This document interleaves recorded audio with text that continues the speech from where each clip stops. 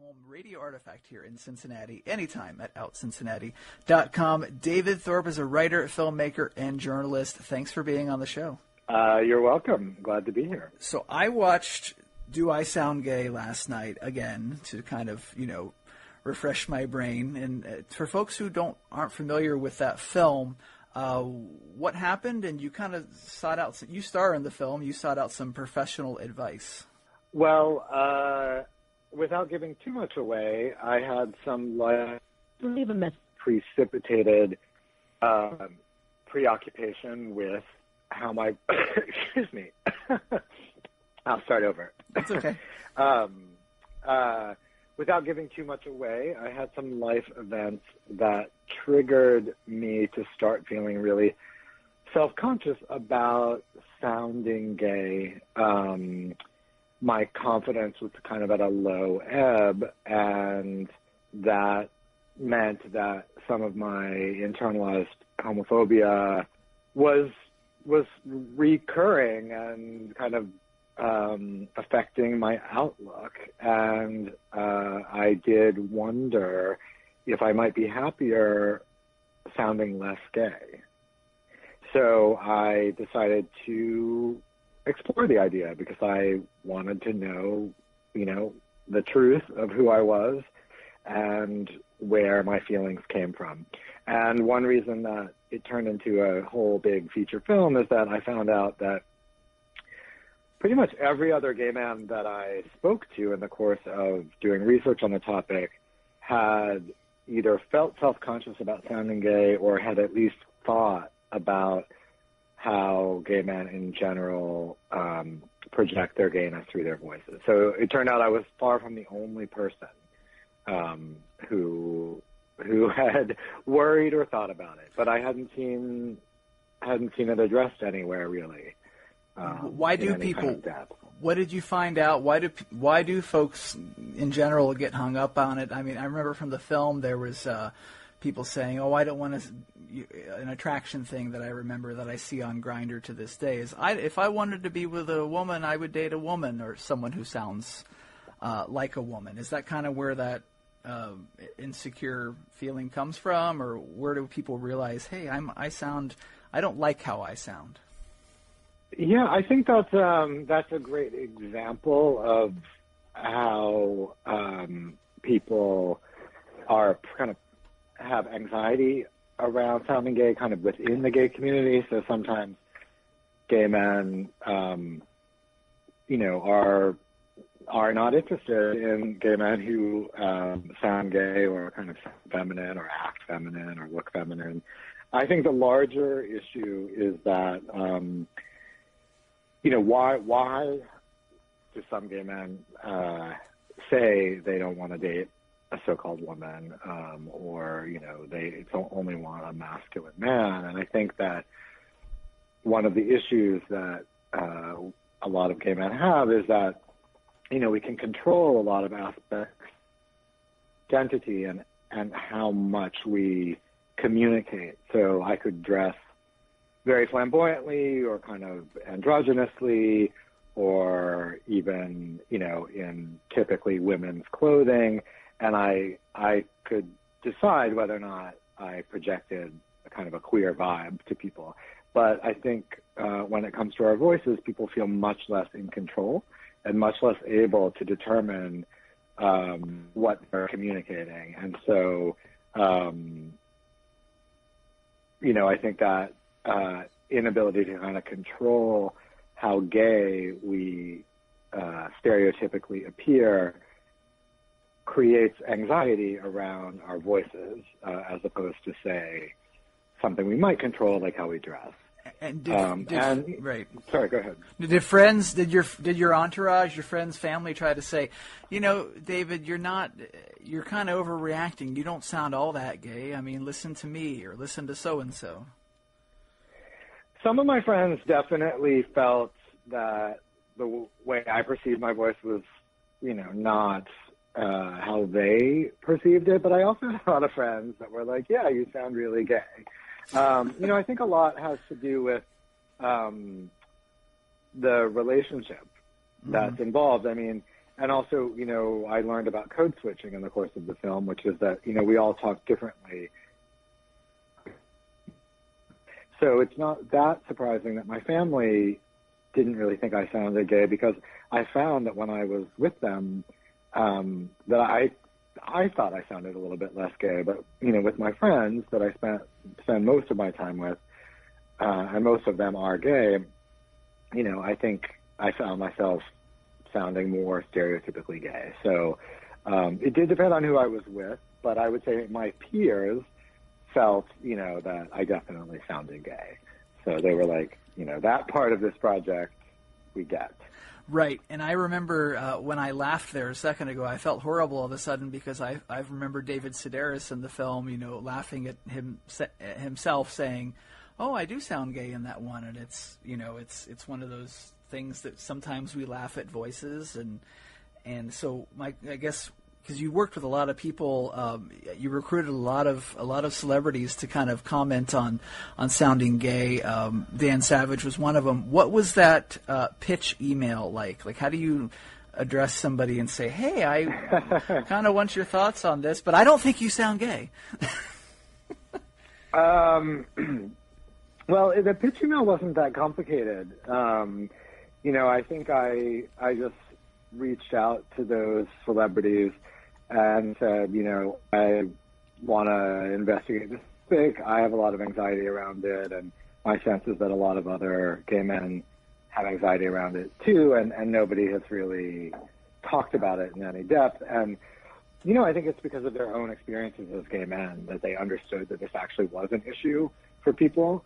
And I did not say whether or not I thought they sounded gay. Well, of course, right.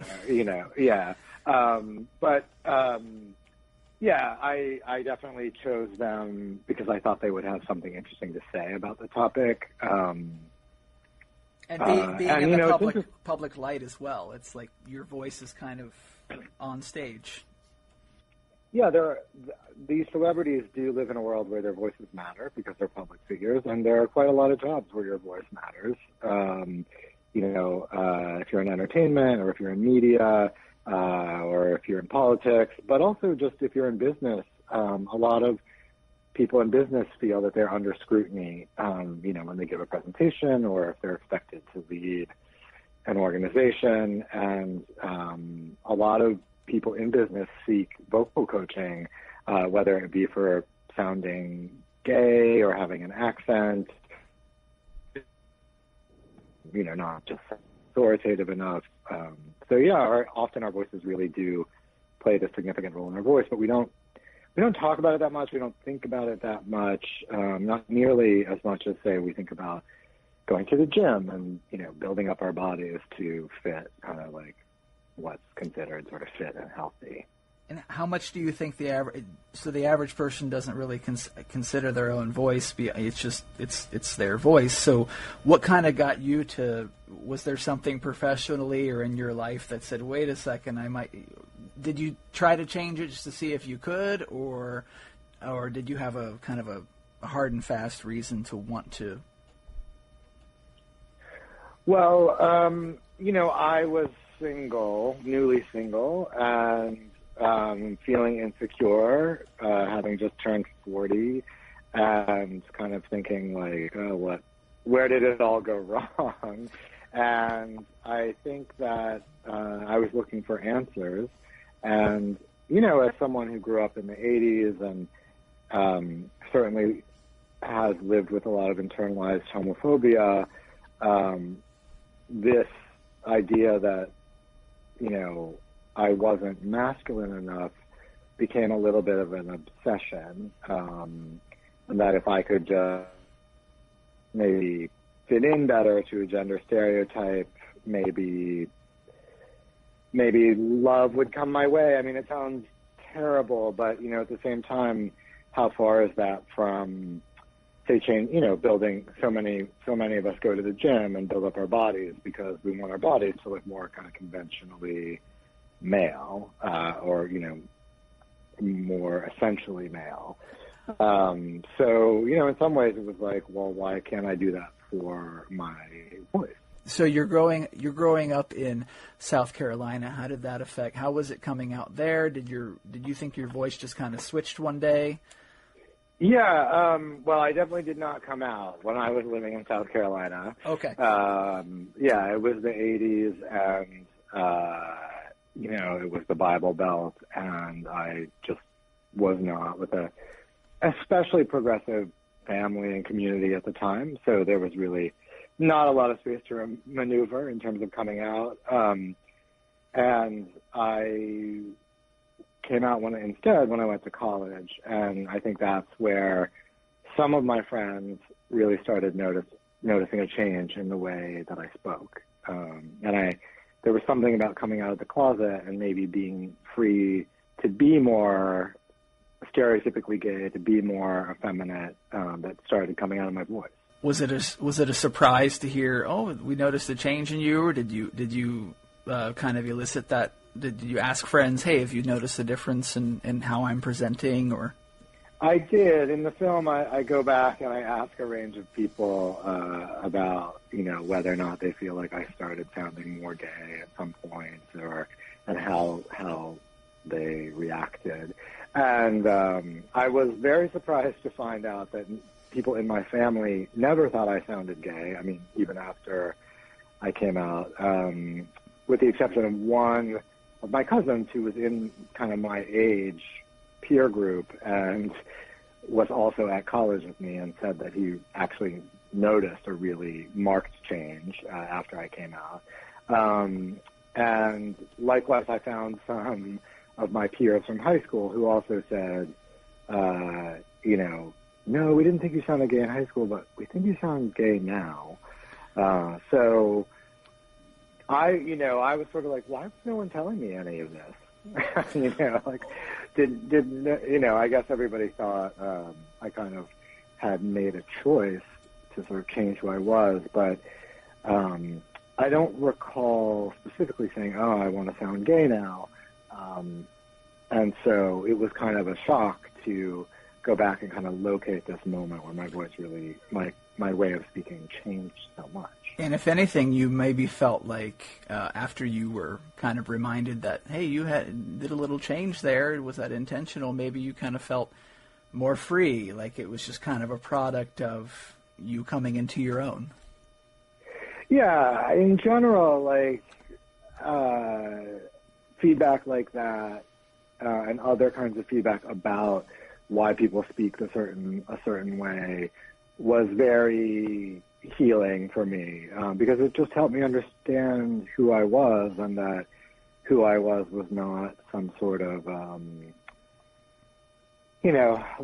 deformed, misbegotten, gender atypical person.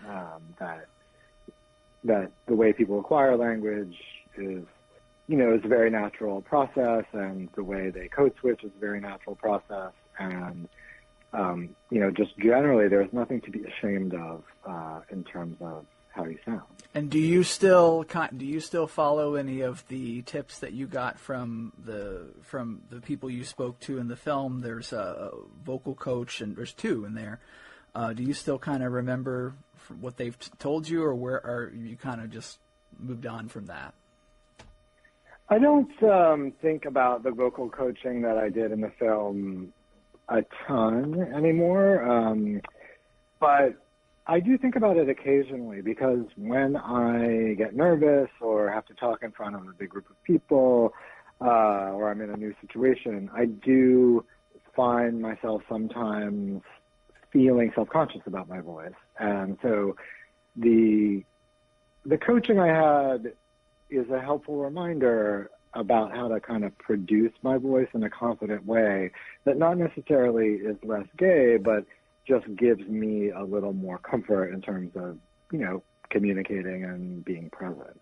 And if you were to take that advice and just take the removing sounding gay out of it, it is sound advice as far as, being aware of your sounds and how they're being produced and how they lay out at the end. Something to be aware of anyways, be mindful about. Yeah, I think it's good to know yourself, and I think, as long as it doesn't kind of veer over into sort of shame or, something that doesn't feel right, it's actually can be fun to have an awareness of how you sound. And can at times, at times you want to sound authoritative, at times you want to sound silly. So the more you know, the kind of better you are as a communicator. I work with my voice, so it's like I couldn't tell you how I sound, and I've had people say something in your radio voice, or is the average Joe, do they listen to themselves and say, wow, I sound horrible? I guess you wouldn't know that, but did you find people hadn't given it much thought before? I found that, in general, most people don't like the sound of their voices. So that was helpful, because if that's the normal way of feeling, that made me feel a little bit normal, just, that I wasn't kind of the only one thinking that.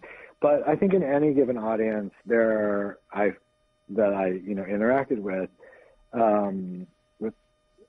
there's, a healthy minority, maybe even sometimes kind of a 50% of people who actually have at some time or another, spent a fair amount of time thinking about how they sound or how they wish they sounded, or, what the kind of rules of the game were wherever they were in their lives. I think that maybe people don't think about their voices as much because I think most people feel kind of stuck with them. Like, right.